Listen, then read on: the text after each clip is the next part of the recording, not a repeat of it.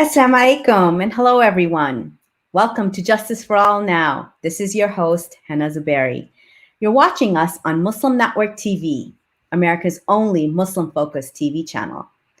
You can watch Muslim Network TV on Apple TV, Roku TV, Galaxy 19 satellite, Amazon Fire TV, and various social media networks. Today we're going to be talking about leveling the landscape for Muslim women post-divorce, one degree at a time. Post-divorce stigma is very real in the Muslim community. Many women are left financially devastated post-divorce.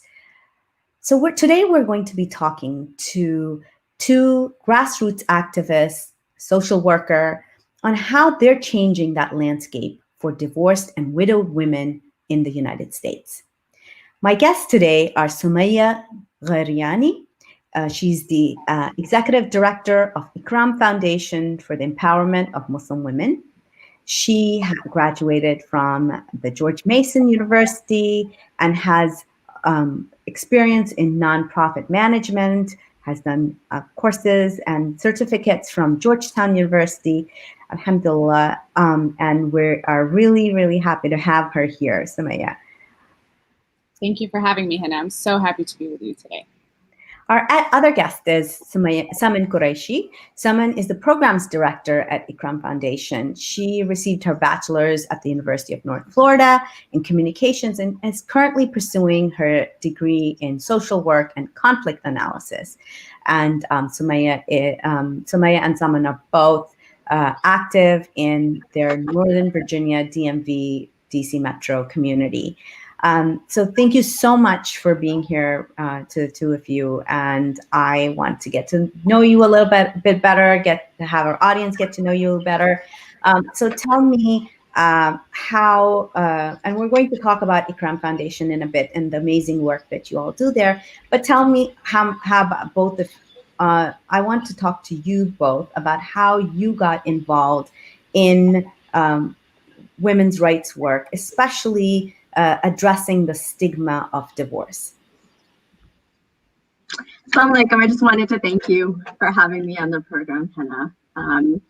So I'll go ahead and start, and I'll just say that I have actually, because of my own personal experiences, I am a single mother, and I have gone through a divorce. And ever since my divorce, I have been involved with Ikram Foundation, first as a volunteer.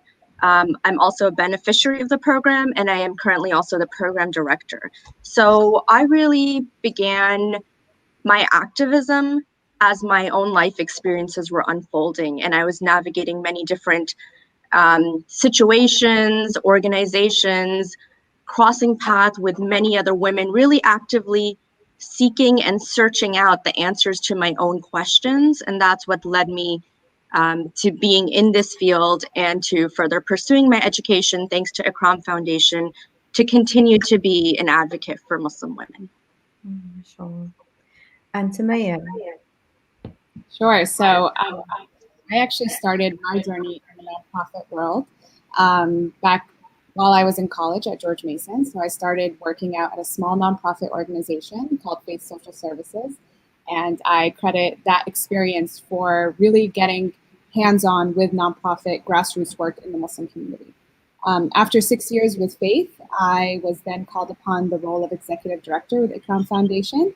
And it was really my cumulative experience in the field. So rather than it being a personal experience, I was able to work with so many women who have gone through divorce or were widows. And I've been with Ikram for 4 years. And I really love working with someone, learning from her personal experience and learning from our clients. We like to be very client-centered. And what's great about this work is that when you put the clients in the center of your work, you learn as you go, and you really learn about the struggles that they've gone through, really learn about when we level the playing field for Muslim women in our community, they excel, and as a community, we grow stronger. So I've found my passion in this work because it's client-centered. We're always learning, we're always renewing that passion and that intention to stay involved in this work and see the fruit of our work in our clients. So let's watch a short video about Ikram Foundation to learn more about your work. and really get to see what all you guys have accomplished in the past few years that you've been around.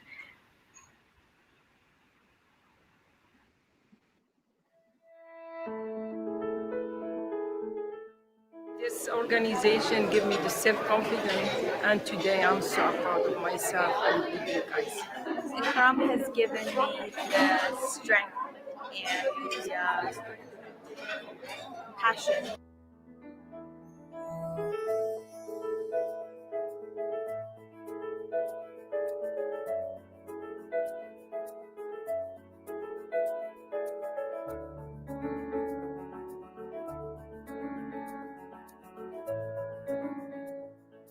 I think the Ikram Foundation is filling a huge gap. I don't think there's any other organization that is targeting divorced or widowed Muslim women and empowering them with education.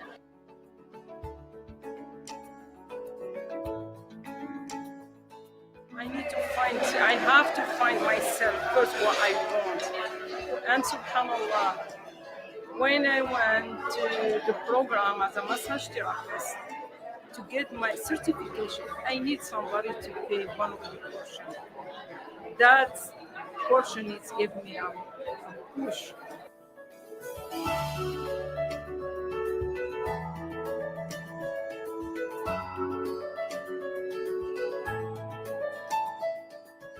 So wonderful about Ikram is it empowers them to empower themselves, to help themselves by giving them grants to get a better education so that they can take care of themselves and take care of their families. Ikram is an organization really have filled a niche.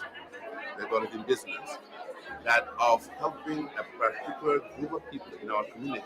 30 years ago, when I was in the same situation, my husband suddenly died and I was left with 2 children and college. So all 3 of us went to college at the same time. And thank God, Allah's blessing that we all succeeded, but it wasn't easy. And there were some scholarships from school, but this is just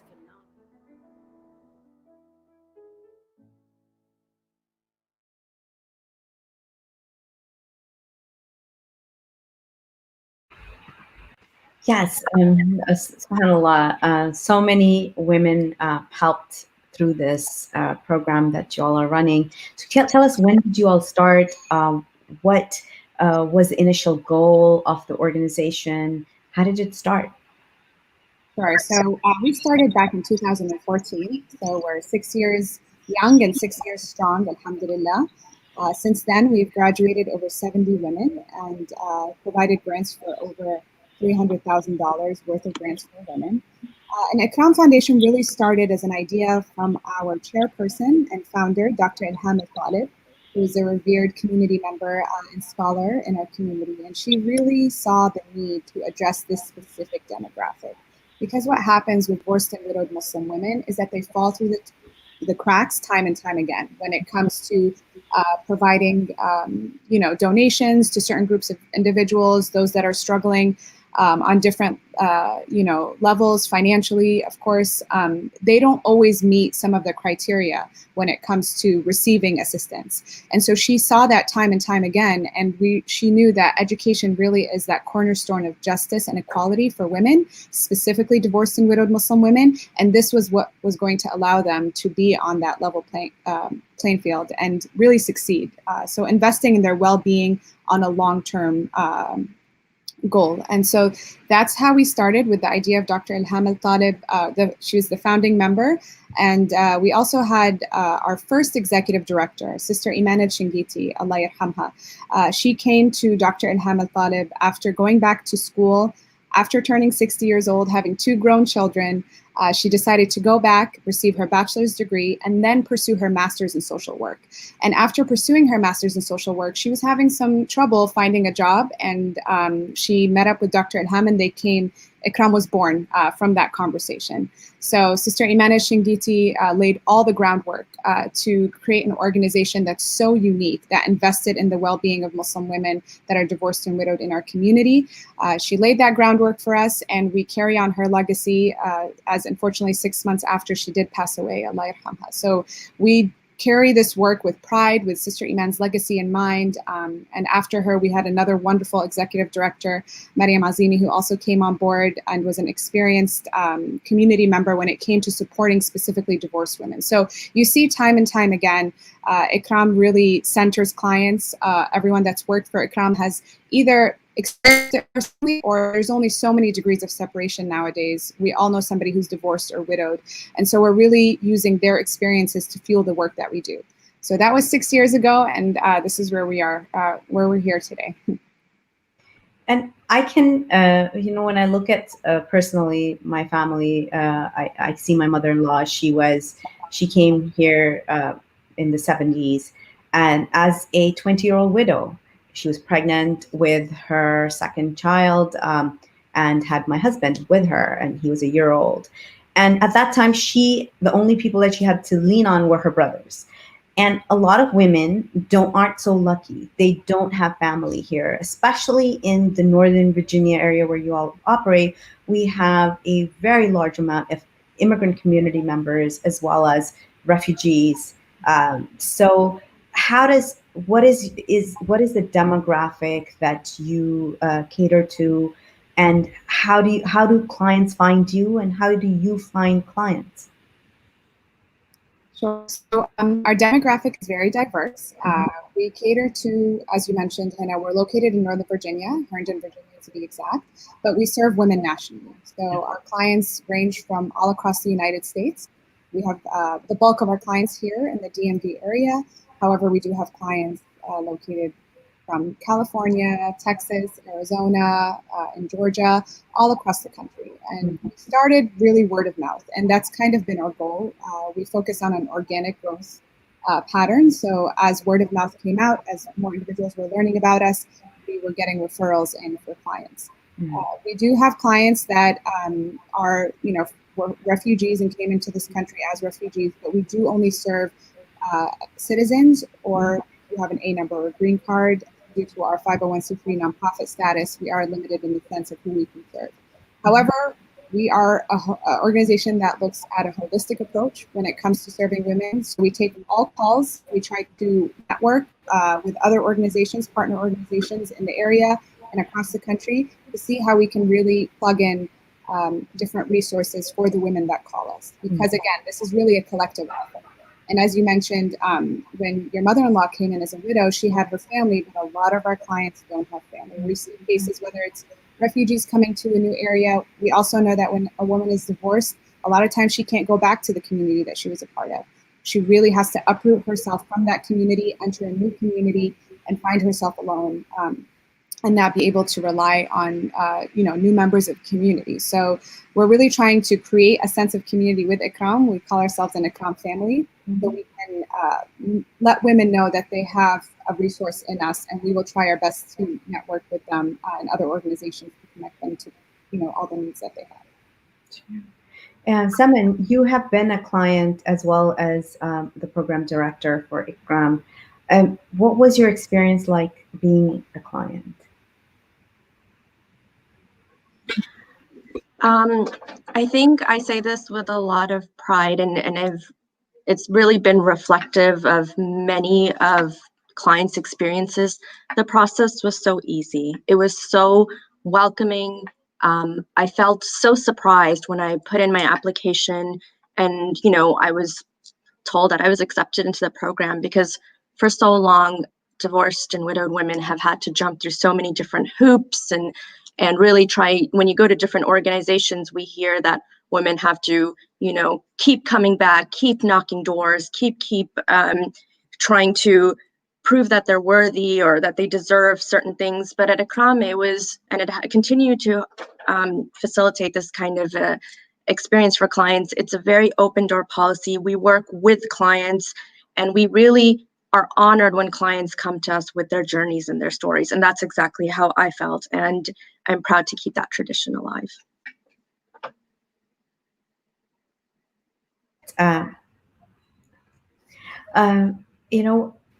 When you hear some of these stories and you expect the Muslim community to step up, right? But a lot of times there are questions that people start asking there because of the stigma. It's and people don't realize some of the laws of this country work really don't really work in favor of the woman, especially in divorce cases. And a lot of times women spend majority of their time taking care, especially in the Muslim community, taking care of the home, taking care of the children at the expense of their own education or their own savings. So when they are unexpectedly without the support of a man in that in that relationship, there's so many hardships that they go through. So if you let's talk a little bit about that. What in your experiences, what are some of the hardships that I really want our audience to understand, that this is a terrible need. It's not there would be no need for Ikram Foundation if there was not this need and the hurdles that women have to cross. So let's talk a little bit about that. So I'll just jump in real quick and say that there's so many parts of the journey of, specifically for a divorced woman, because it also involves, of course, there's the emotional aspect of it. There's also then the legal process of it, which is a very long, treacherous, and expensive road. And then there's also the post-divorce, if the woman has children, then the co-parenting process. Many of our clients are survivors of domestic abuse, and there's a lot of trauma that comes when you go through these experiences. So Ikram is just one organization and such a necessary organization, but this is where we really need the community to center around divorced and widowed Muslim women and really uplift this population and not only recognize it, because what we're trying to do is even just the basic aspect, and what you're doing by inviting us onto the program is by giving us a platform to raise these issues. But in our community, there's so much minimization and so much erasure of our population. So yes, we need community support so much for this work, but we also need community awareness that it doesn't just stop here. There's a whole range of programs needed for this organization. True. A lot. I have a friend who is like, now I'm shut out of the community scene. I'm not invited to parties anymore. That whole support system that I had isn't there anymore. I might have a few friends that I talk to, but that entire, like that couple scene where everybody gets together and has a party on the weekend, and that isn't there anymore. People have to take sides. Should I, especially close family friends. So it affects every aspect of a person's life. Somebody, you were saying. Yeah, no, I will just piggyback on what someone said. A lot of times people say, well, what kind of supports do divorced and widowed Muslim women need? And there's not one answer. They really need an array of different types of support. It comes from emotional, mental, spiritual, financial. And what we do at Ikram is just that financial piece when it comes to education, because we know that there is a high return on investment for the likelihood of the woman to succeed later on. But even with that piece, a lot of times what we do at Ikram can be seen as such a linear process. But there's a lot that goes on behind the scenes because of all the different levels of support women need. And what we need to understand too is that not only are a lot of our clients survivors of domestic violence, but a lot of them are single mothers. And single mothers have, children that range from a wide array of ages. There's little boys and little girls, or they're older or younger, and they're seeing that they are also being shunned out of the community. So we really need to step up, as someone said, to address that point of erasure for divorced and widowed women in our community, create safe spaces for our women to feel welcomed, to feel that they belong. A sense of belonging is a really big piece, because we're really rebuilding a lot of the damage that's been caused after a woman has gone through such an experience. And it's a collective role for all of us to play when it comes to supporting this specific population. And so that's why, again, we're trying to target this from just one aspect, but we're talking about this issue amongst one another. And Ikram Foundation did do a video series. And the question we asked to our panelists was, what is the role of community when it comes to divorced and widowed Muslim women? And you can find that video series on our Facebook as well as on our Instagram page. But we asked a lot of different women who, from personal experiences, can speak to the role of community as a whole. So again, this is really a collective effort when it comes to supporting divorced and widowed Muslim women. Everybody can play a different role. I really suggest everyone to watch that video series to see how you can be an ally, how you can create a sense of community around these women and their children, because we're all leading by example. And when we invest in this population specifically, we really build stronger communities for the future. So, for example, the ISPU Healthy Families report notes that divorce rates in the U.S. are decreasing since reaching a peak in the 80s. However, in the Muslim community, rates are on the rise. We were looking at divorce lawyers' websites, Muslim divorce lawyers' websites, and one of them makes this statement, and I want to know if you all agree, both of you, in your experience, do you agree with this statement? Divorce has become even less stigmatized within Muslim immigrant communities as more people recognize that divorce can be the best option to lead a healthy and meaningful life. So do you agree with his statement? I don't. I think there's a long, long road ahead of us. Is that the goal, that we want to destigmatize it and allow for a space to have these conversations? Absolutely. But I don't think, from my observations and my own personal experiences, I don't think that we're there yet. Yeah, we see it time and time again, just to piggyback on what someone said. And again, as we mentioned, we are very client-centered, so we are hearing firsthand from the clients their experience when it comes to this piece. And we're still fighting that. I think we do have a road to go. There has been some, transition, even as once we started back in 2014, we were facing a lot of different issues or backlash from the community than we are now. But I think we do have some work to do when it comes to that piece, and our clients firsthand know that. And we hear from them, from their experiences. And we can even bring it back to like funding. Like, we as an organization are continuously trying different ways to build up our funding so that we can help this demographic. But it's a lot harder for us to make a case for our population than, say, for someone just raising money for another cause. So there is still a lot of stigma around divorced and widowed Muslim women, a lot of victim blaming, a lot of questioning, still this thought of, why are we supporting people that are breaking up families? So there's still these big overarching ideas that people have about the population that we directly work with. So we have a comment by Tony Banks, and he says, masjids used to be a place for everyone to get help and should go back to that. And imams should help people remarry, specifically in a country where families are hardly involved. And that's a very astute observation by Tony. And definitely, what are the roles of mosques in this? I think that's a great comment. Sorry, Sam, to jump in here real quick. But part of the conversation we have with our clients as we do our casework and our intake work is, what has your journey been like? And a lot of times the role of the masajid is a complicated role. And we're seeing that a lot of our clients there's this chain where they're a lot of times getting passed from masjid to masjid, from either a social service organization that's within the community, and they really are playing this game where they're not really addressing their needs specifically, but rather not giving them a place. We're giving them, unfortunately, we have to say this, ill advice, and advice that is not helpful for the situations that they're in. I know us personally, we're very, we try to work hand in hand with the local masajid that we have.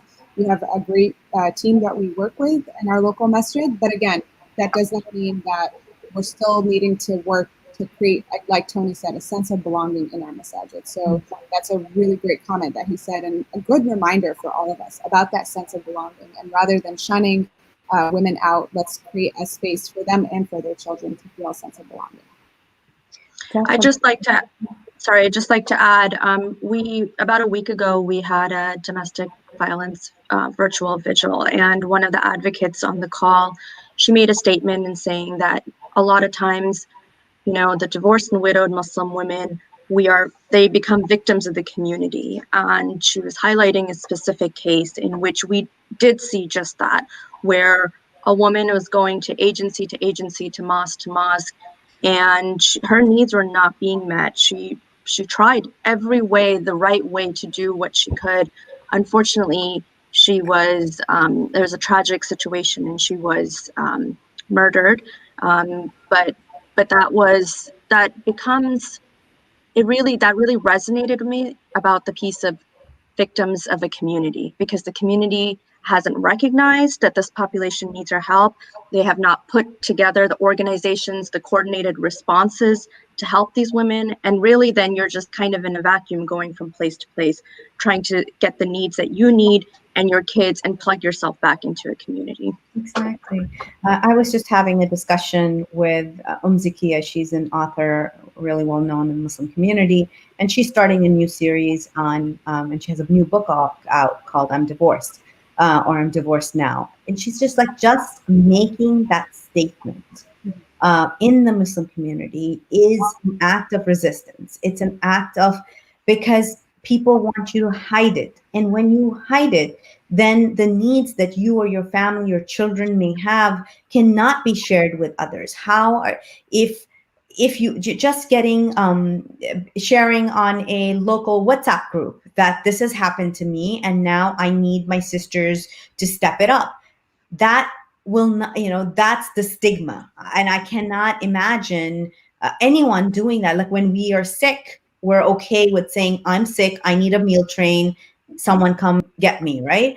But when it's divorce, then it just becomes something that is, like we do not talk about it.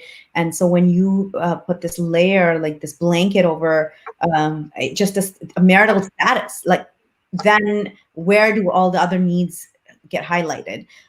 Karen has has a comment on lack of understanding about domestic violence amongst well-meaning community members. Mm-hmm. And that's true too. A lot of times it's a lot of blaming on either side, and the role of and I would say that even if a woman is not a victim of or a survivor of domestic violence, even then divorce is still such a stigma, and mm-hmm.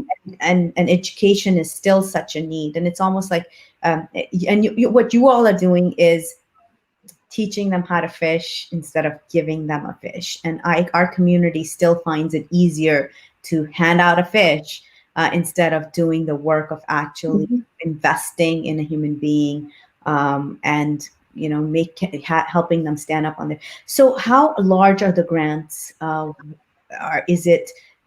they enough to help someone complete their degree? Do you help with job opportunities? So that's one of my questions. And then I do also want to talk about the support that you get from community organizations around where you are and around where the client is.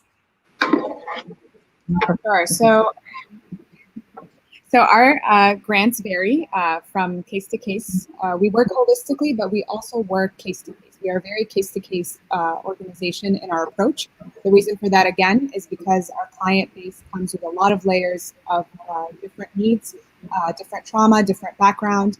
And so what we do is we take every case, they can apply to the website, and we call the client and we have a conversation around their needs, around where they are when it comes to the education piece, what they're looking for. And really our approach is to recruit the clients, retain them, because that's another piece that we have to work on, and then hopefully graduate them so that they can become gainfully employed.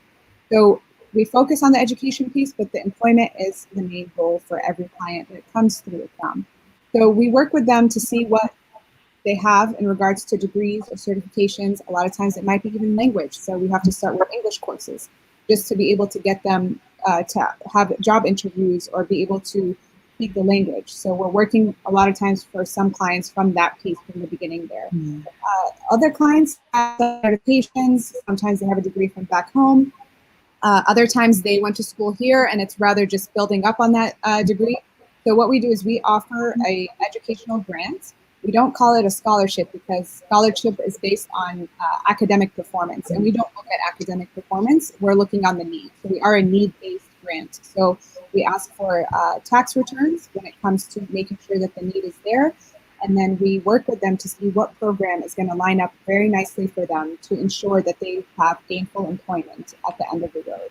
Ikram provides educational grants for bachelor's degree programs and for vocational programs.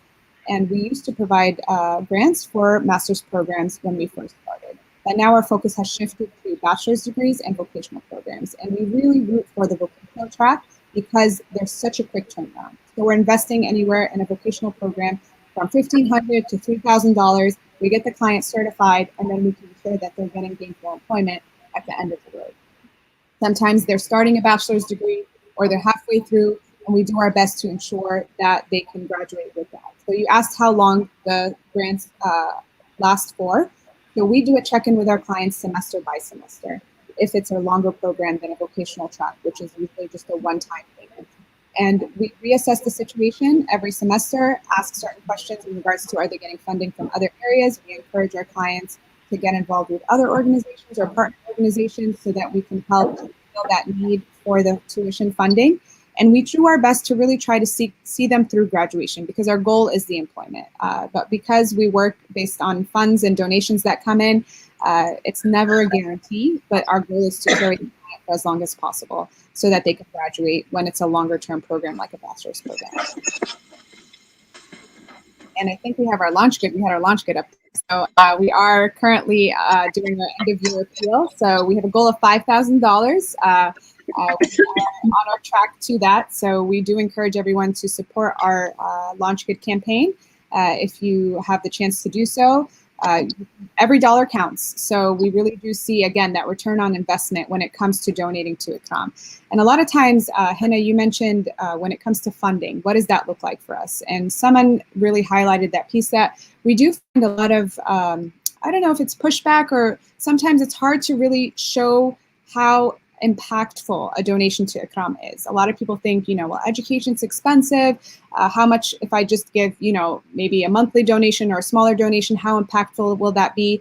And it's actually very impactful. And I'll tell you why. The reason for that is because out of your donation, I would say about 90% will go to the actual program when it comes to donating for the client. We are supported by a family foundation to help cover our overhead costs. So when we have donors give back to Ikram, your return on investment is very high. Because we only have one program, your donation goes directly to that program, directly to the tuition of that student. And again, that will translate to them graduating from their programs. So you see a lot of different nonprofits that do wonderful work. They have multiple programs, multiple services that they provide. We have one program, one direct service that we provide, but various outcomes, right? So we're providing to a wide array of clients, different age levels, diverse backgrounds, single women, survivors of domestic violence. Again, our clients come with so much to give. And so giving back to an organization like Ikram will really have an impact on the future generations to come. So I encourage you to do so.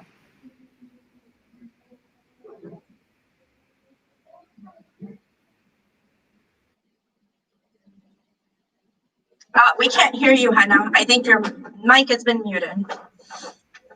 That often happens to me. What the catchphrase of 2020? You're muted. I see this when someone first told me about Ikram Foundation.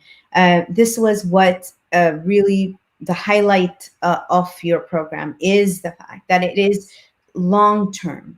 It builds up a human being. It builds up their skills. It helps them really not just lean on charity for, and then it's so what you are doing. And then I want to ask you this: have you come to the point that yet where your clients become your donors?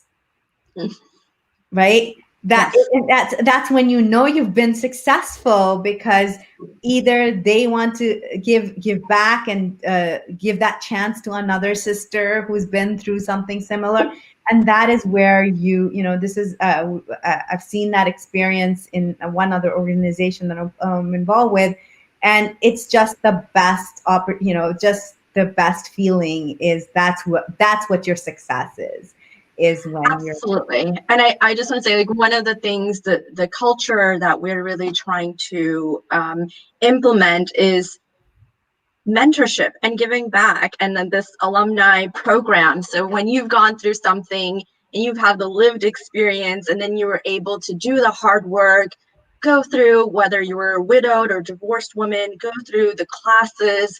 Back in the day, we were trudging with our backpacks on campus. Now it's virtual. But then you can come back to the organization and the community that you were a part of that supported you and say, what is my purpose? What is my role? How can I give back? exactly. And a lot of, whether it's financial donations, we have a lot of people are saying, okay, how can I help? What way can I help with resume? And sometimes we want to plug in our clients, current clients, with already graduated clients and say, hey, how about you jump on a call, help mentor them, give back, just that level of support and saying, I was there once, I did it, I know you can do it too.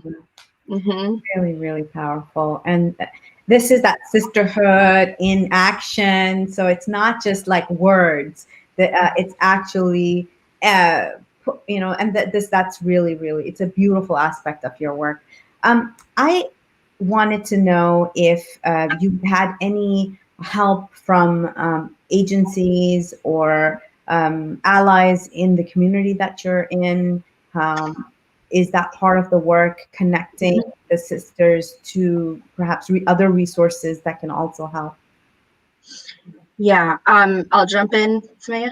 Okay, so, we don't do our work in a vacuum, and we can't, because that's just not the way things work. We have many clients that are still in transitional housing, or that, have just transitioned from shelter into their own housing, with many other needs. And so we are connected to local county agencies. We're connected to different mosques in the area, social service organizations. We're building a lot of new partnerships. Me and Samaya call 2020 the year of partnerships. And, answering to, again, the mentorship piece, there's an organization called Muslim Women Professionals Network.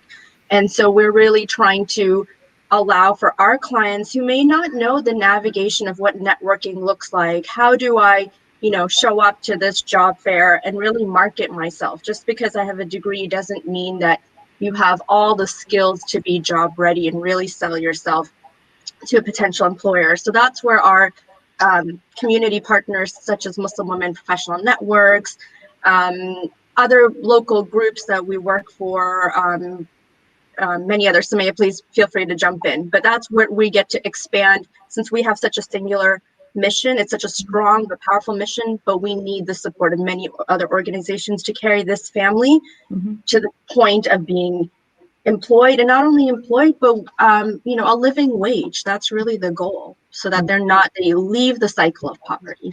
Yeah. And just to piggyback on what someone said, and I think what a lot of people don't realize, we talked a lot today about the stigma, the shame, the belonging, creating safe spaces, but a lot of times our clients are either in the cycle of poverty or on the brink of poverty. So we're really tackling this issue of cyclical poverty when it comes to female-headed households. And a lot of times people don't realize female-headed households make up a high percentage of the homeless population. So we're taking clients from cyclical poverty or on the brink of poverty and elevating them to being able to earn a living wage. So naturally, we're partnering with a lot of county organizations, social services in Fairfax County, Loudoun County, again, the local counties that we're involved in. Sometimes we're working with shelters. A lot of times we're working with shelters when our clients are moving from transitional housing to being able to be in school at the same time, and then ideally be able to really be on their own 2 feet. So again, the goal here is to make our clients self-sufficient. Self-sufficiency is our goal. We have a holistic approach, and we choose education to be that cornerstone for that equality and justice, and to give them that level playing field. And then we partner with organizations, like someone said, that can answer and tackle a lot of the different needs, whether it's financial, whether it's resume building. A lot of our clients are moving from somebody, that was, a breadwinner. He was the one doing all of the work outside of the home. There's a culture shock involved. So, having organizations that can help have mock interviews for our clients, teach them basic computer skills. We welcome any organizations that do any of that and are watching us today to reach out to us. because we really are trying to expand our network when it comes to tackling that holistic piece for divorced and widowed Muslim women. And I really like that strategy, because a lot of times people try to develop or start it from scratch, and if that's not your core competency, and it's a bad use of resources, it's a bad use of donations to restart something that somebody's already doing. And so we're so much stronger when we build partnerships. And great, someone's interested in getting in touch. Awesome. And this is exactly where we have been lacking, I feel like, broadly in the Muslim community, is often at times because perhaps people want their logo on something or a stamp or something. It's just like, oh, we're trying to put stuff in our annual reports. I don't know. This nonprofit industrial complex is also extremely complex. And so I love this idea of that strategy where you have the partners, and then the partners do what's best for the client. And if you can just hand them off, and now you have really assisted a person from A to Z by doing this, instead of wasting time and precious resources trying to come up with something from scratch.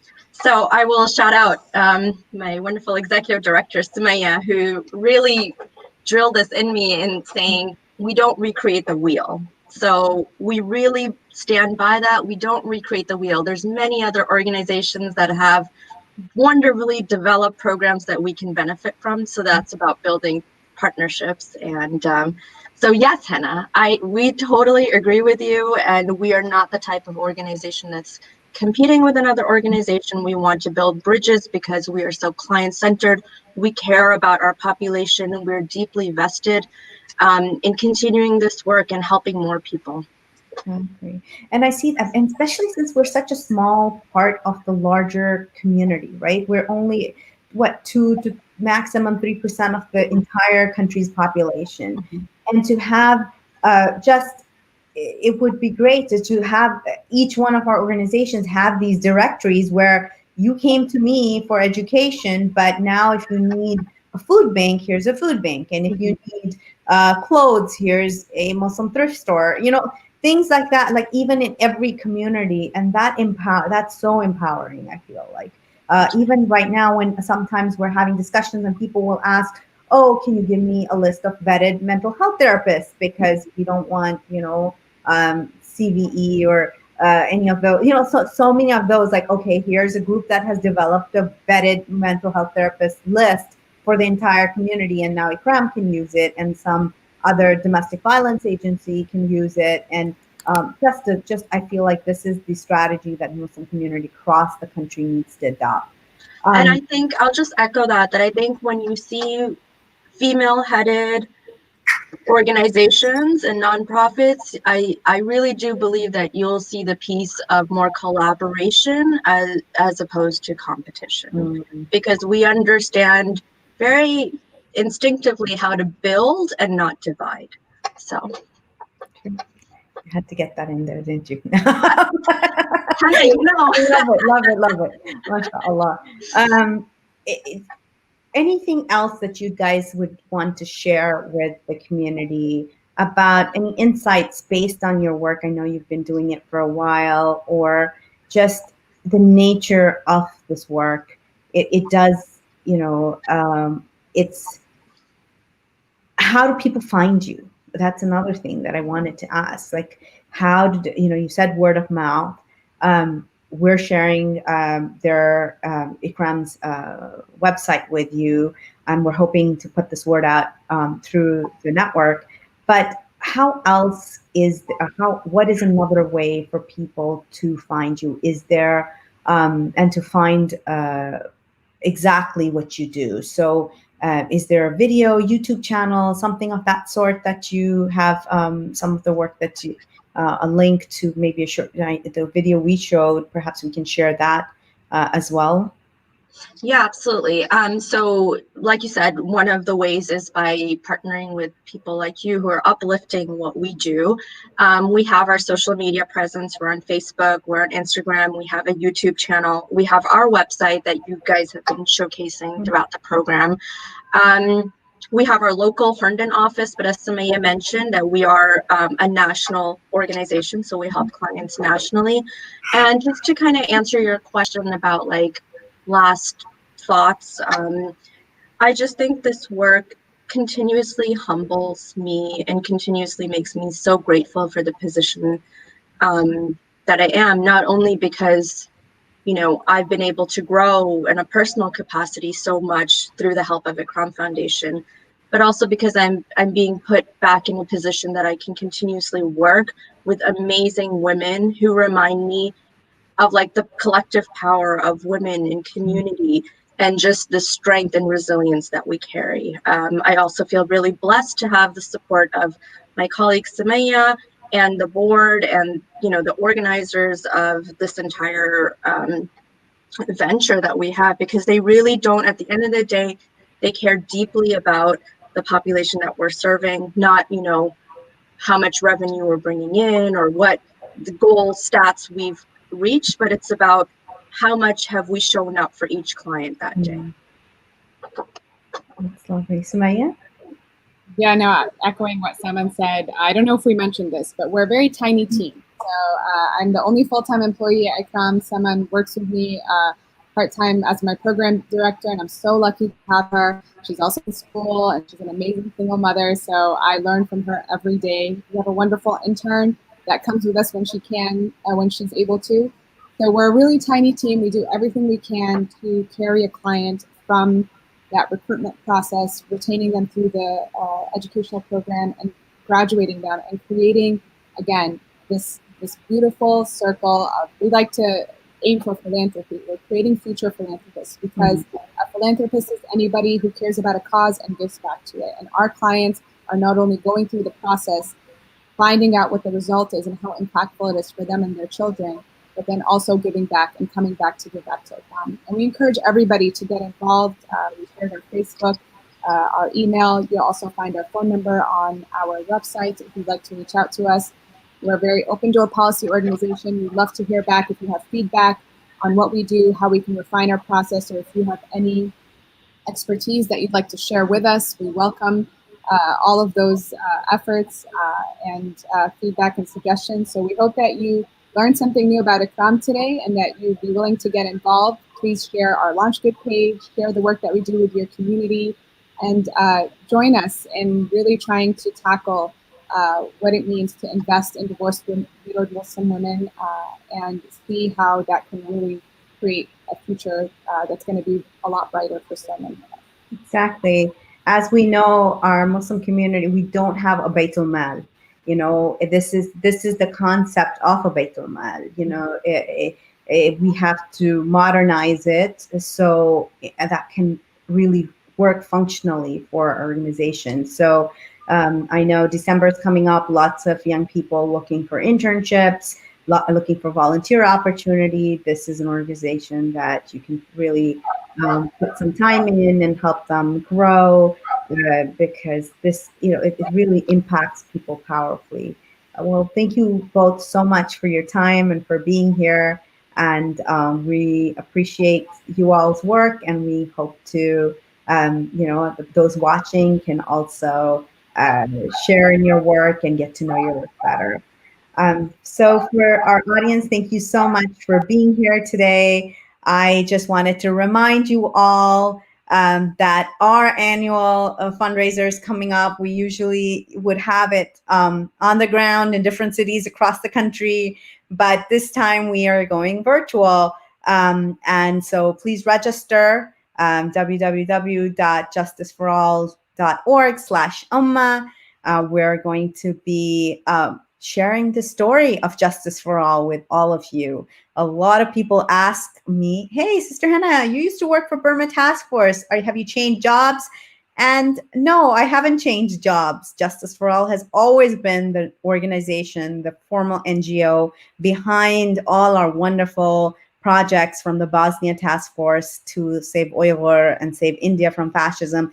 We're a Muslim human rights organization. We've always put our projects in front, but it's about time Justice for All came out from behind the shadows. So please join us November 21st at noon CST, 1 p.m. EST, and we'll see you then, inshallah. Assalamu alaikum.